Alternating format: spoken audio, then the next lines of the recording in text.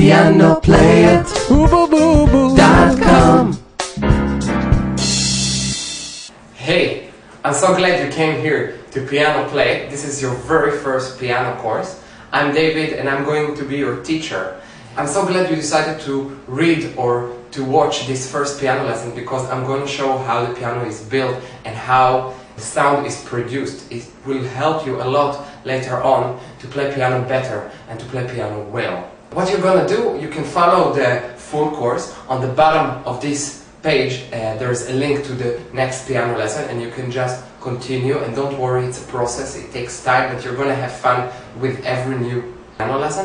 Or just browse through in the beginner's piano lesson here on the left, just check for your specific piano lesson that you're looking for. So what we're going to do today is I'm going to show you how the piano is built, and I'm going to explain about the nature of the piano and a bit of piano history, and later on we see what happens. So here's my piano room. Say hello to my piano. To begin with, I'd like you to pay attention that the piano is a very big instrument. Have you ever wondered why? We're going to talk about that in a moment. The next thing I'd like you to see is that the piano is made mostly out of wood, but also we have pieces of iron in it. So in a moment we're going to look at the inside of the piano and you're going to see that there are a few more materials in the piano. It is important to know how your instrument is built of and how the sound is produced in order to play the instrument well, because then you're going to know how to make various kind of sounds. So the concept is that before you play the instrument, you learn to know the instrument. This is what this piano lesson is all about. What I'm going to do now is open the inside of the piano, the sound box, and I'm going to show you what's inside the piano. Have you ever looked inside? It's interesting. Let's have a look. Wow! So now the sound box is open, but let's see what you see inside. Okay, so I'm holding the camera to show you the inside of the piano, to get closer. So let's have a look. What do you see here? We have hammers, you see? And if we go up, you can see that inside the piano we have the strings.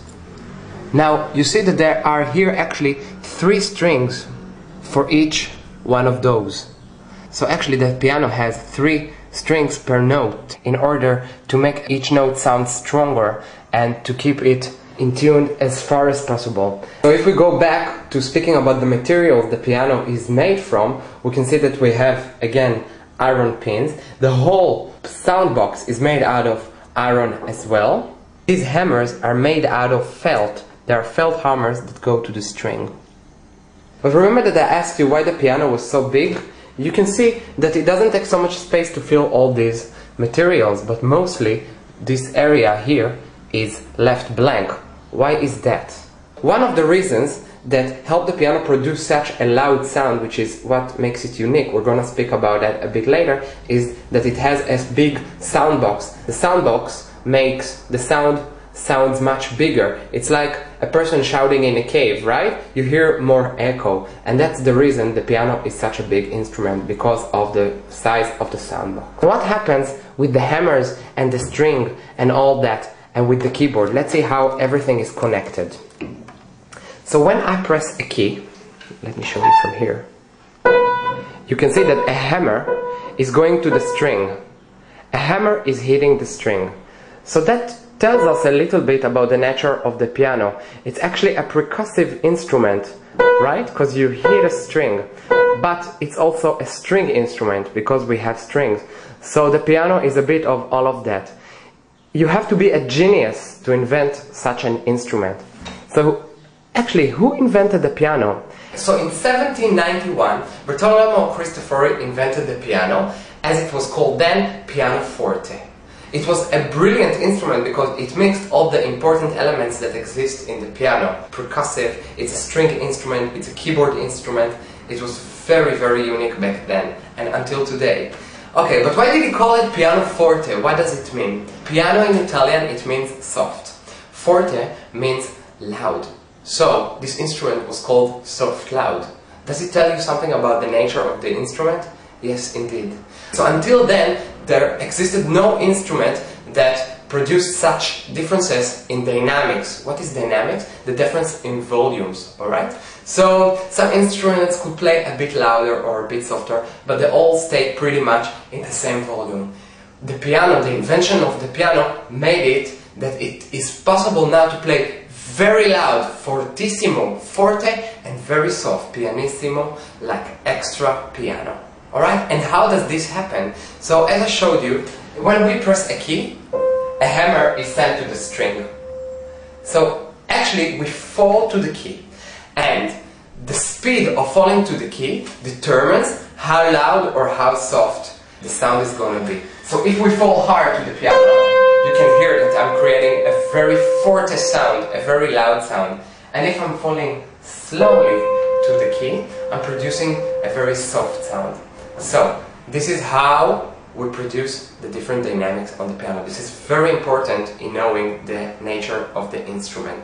So today we're going to decide that we're going to play mezzo forte. What's mezzo forte? If you have a sopran, which is the highest voice of a woman, this is really high. So other singers who sing relatively high, but not the highest, are mezzo sopran. Mezzo means relatively. So today I'd like us to decide that until further notice, we're going to play mezzo forte, which is a pretty clear and loud voice, but not too much. It's not forte. It's something like this. Okay, it's clear, but it is not aggressive, it's not pushing anywhere. It just so we can hear the notes we're playing until we can get further with dynamics, differences of volumes. This is for today's piano lesson, and in the next piano lesson I'm going to show you how to orient yourself on the keyboard, and we're going to have a full layout of the piano keys. I hope you enjoyed this piano lesson, and I'm going to see you in the next one. Oh, by the way guys, before we go on, there's something I have to say about practicing, because this is maybe a good moment to set expectations from me and from you. Some people think you have to practice many hours a day in order to play the piano. Not necessarily true. What I think you should do is play 20 minutes in a day or something like this, or just find your own suitable time according to who you are. If you're maybe older, above 30 or something like this, and you work, just find your time and enjoy. But I think in order to progress and to enjoy this full piano course, just take 20 minutes a day. It's not too much. I'm going to teach you slowly how to arrange your time of practice, and then you're on your way to become a professional pianist. So see you in the next piano lesson. Until then, goodbye. PianoPlayIt.com PianoPlayIt.com